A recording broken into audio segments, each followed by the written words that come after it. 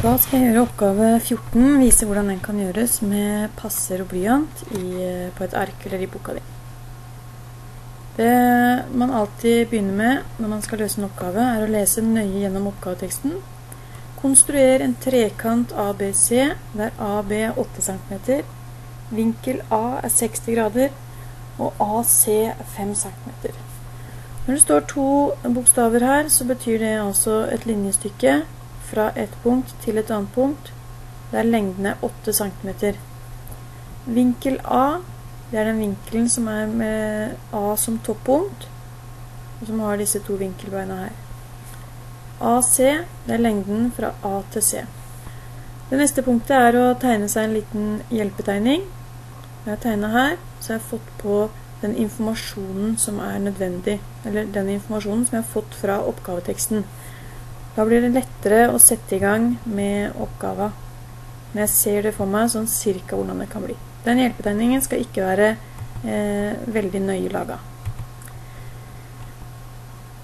Første jeg begynner med her nå, når jeg skal begynne å konstruere, er å tegne en linje som må være godt og vel 8 cm. Begynner et stykke ned på arket, sånn at jeg har god plass over. Setter av et punkt her som skal være punkt A. Så er det sånn at når det er konstruksjon, så skal vi bruke linjalen til å måle på passeren når vi har da et stykke som er 8 cm.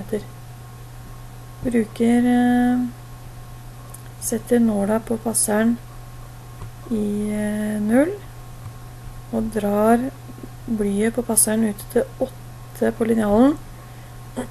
Da vet jeg hvor stor passeråpningen skal være for å finne punkt B. Setter passerspissen i A og tegner en liten bue her som da krysser linja jeg hadde. Da har jeg fått punkt B. Da vet jeg at dette linjestykket AB er 8 cm. Nå skal jeg lage en 60 graders vinkel i A. Nå var den veldig stor den passeren, så jeg kan trekke den en del sammen. Setter spissen i punkt A og tegner en passerbue. Trenger ikke å tegne hele veien rundt. Jeg holder sånn. Jeg må sørge for at den får krysset, kommer så langt opp at den nye buen krysser. Når jeg setter da passerspissen i krysningspunktet på linja her, og så tegner en ny passerbue der. Da har jeg fått et krysningspunkt som viser meg, ikke punkt C, men viser meg hvor linja skal gå fra A og igjennom for å lage en 60 graders vinkel. Legger linjalen sånn at den går igjennom begge disse punktene, A og krysningspunktet for 60 grader. Tegner en linje der.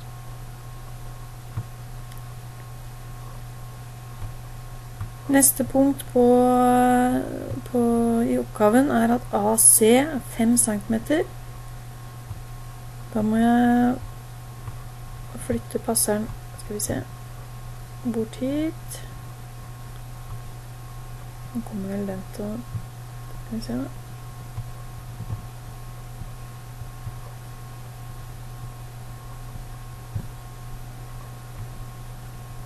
Skal vi se. Der, og så skal jeg ha den til å være 5 cm. Åpner, skal vi se. Åpner og ser at den treffer 5 cm på linjalen.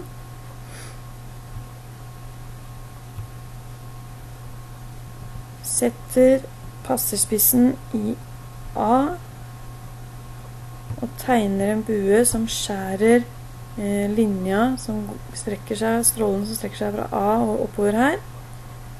Jeg visste at C skulle ligge et sted på den 60 graders vinkelen, og jeg vet at C skal ligge 5 cm unna, altså et sted på denne vinkelbuen. Og det eneste punktet som oppfyller begge de to kriteriene, det er her. Da blir det punkt C. Jeg henter linjalen min og tegner en linje som går gjennom både B og C.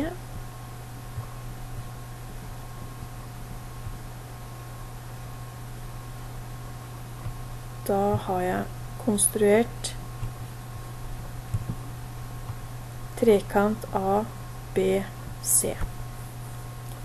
I boka deres er det veldig lurt å bruke blyant når man konstruerer. Når man har fått konstruert en figur, så kan man gjerne tegne over figuren med en penn for å gjøre det tydeligere.